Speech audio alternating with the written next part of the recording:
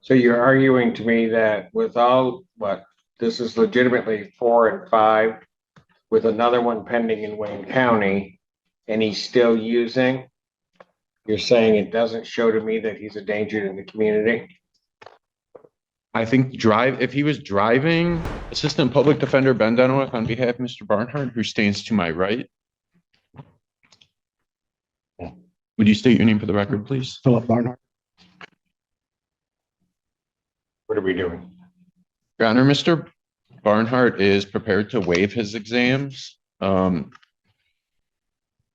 think there may be another issue that the APA wants to bring up, though. Report and receipt of the bond violation report from Community Corrections. I have a report dated September 10th, the progress report, yes. Yes, Your Honor. And I understand that the defendant was released from jail on September the 2nd, went to Community Corrections to test on September the 3rd. And when he tested on September the 3rd, he tested positive for cocaine, THC, benzodiazepines, and Suboxone. I understand also that this was his first test, so there is an argument that he may not have been on bond at the time that these substances were consumed, therefore it may not be a bond violation. However, I did double check ex-jail and he was booked on August 31st and released on September the 2nd. So there were 3 days in custody. So it's possible that certainly the THC could have been from before. The cocaine I'm less certain of, with extremely heavy use, maybe 96 hours on cocaine, but no matter what, these are OWIs at least 4 and 5, and there's another pending OWI in Wayne County. I'm very concerned that he is not able to control his substance use and is a danger to the community. Your Honor, I believe there's a window that would make this not a bond violation. I think if he would have used on August 30th or the 31st. But if this is a 5 and this is showing up in his system at all, I would consider him a danger to the public and that his bond is inappropriately set. So I'll let you make your argument, but. Can I have just a second, Your Honor? Sure.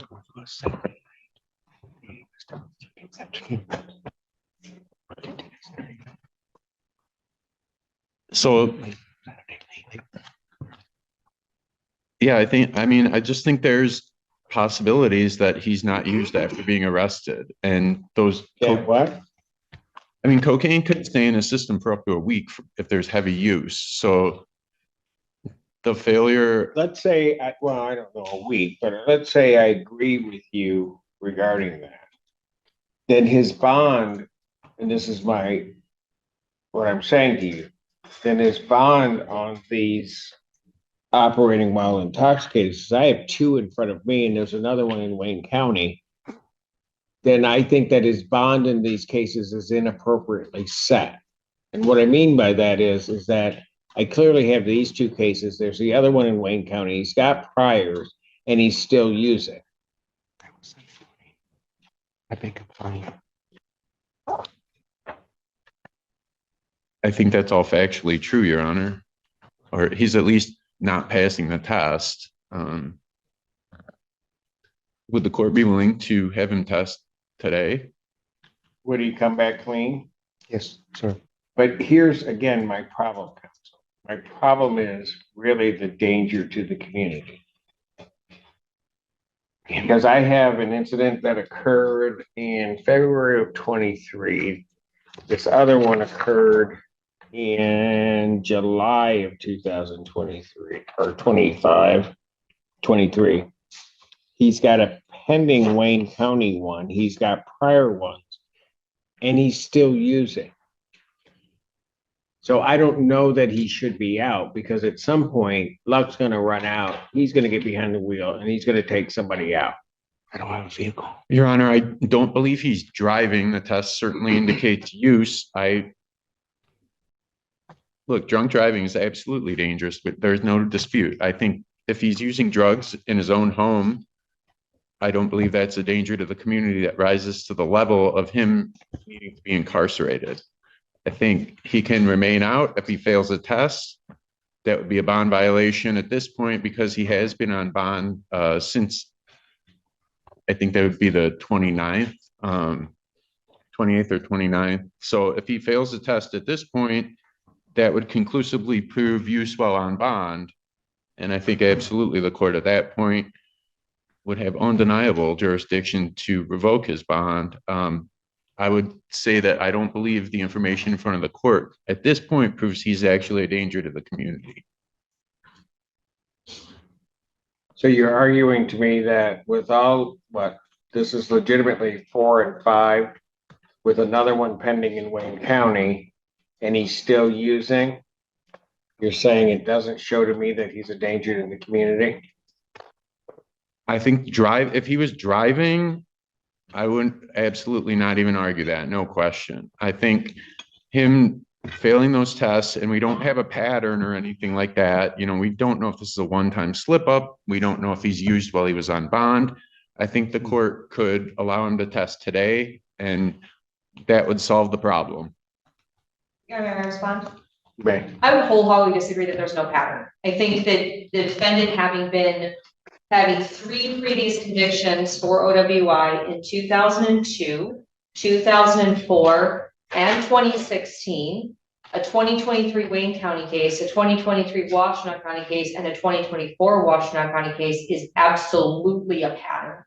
Furthermore, Your Honor, in this matter, if I recall correctly, and I think I do, but I will make sure, I believe his BAC was incredibly high. And I'm going to double check that before I get that search to the court. But if I recall correctly, I think in both cases, his blood alcohol content was above a 0.3.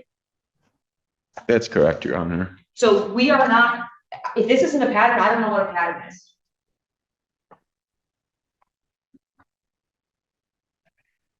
People would request that the court find that the bond is an abuse of discretion and set a higher bond and remand.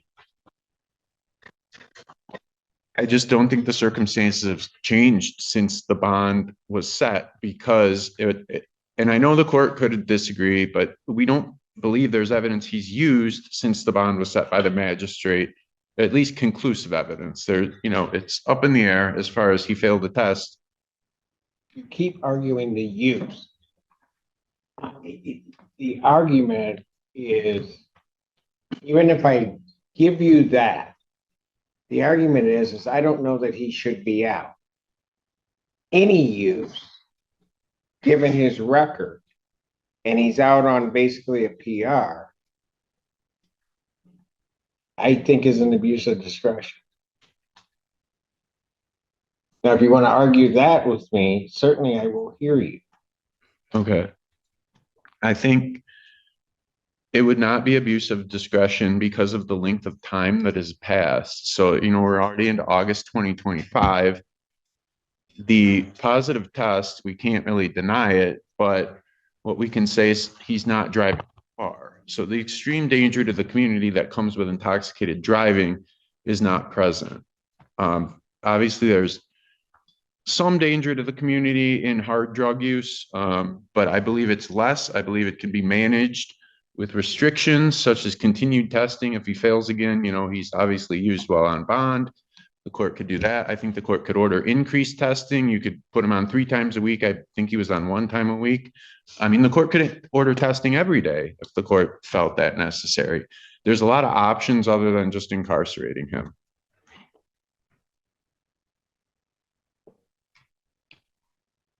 What did you wish these set for? I'm sorry? What did you wish these set for? Preliminary examination? No, he's going to waive. He's waiving. All right. So at this point, what I will do is his bond is going to be changed. I'm going to set it at $25,000 cash or surety. So you're waiving your right to preliminary examination in these cases? Sir. You understand that a preliminary examination is a proceeding where the people would have to show by probable cause that the offenses alleged were committed and that you committed them. Yes, sir. You understand you will not have that hearing on either one of these matters, and that this will proceed to circuit court for further resolution. Sir. People also waive their right. We waive, Your Honor. I do believe he previously posted $25,000. Oh, are on both of these? I think that's what my notes reflect, is that that's what it was set at. I mean, I thought they were PRs. Sign the It form might to have been waive after PRs, this. $25,000 PRs, but I have on each of these that Their PR. Oh, I apologize, Your Honor, my mistake. Thank you. So people do waive We do. preliminary examination, haven't been waived, defendants bound over to circuit court on the single count in each case. We will stand mute, waive the formal reading. Defendant having waived formal reading, standing mute, court will enter not guilty plea pretrial. Custody pretrial date. September 24th at 1:30 with Judge Thompson. September 24th, 2025, 1:30 before Judge Conlon in each of these matters. The bond, as indicated, is set in each case. It will be changed from a personal recognizance to a $25,000 cash or surety. Defendant is remanded. Yes, you may.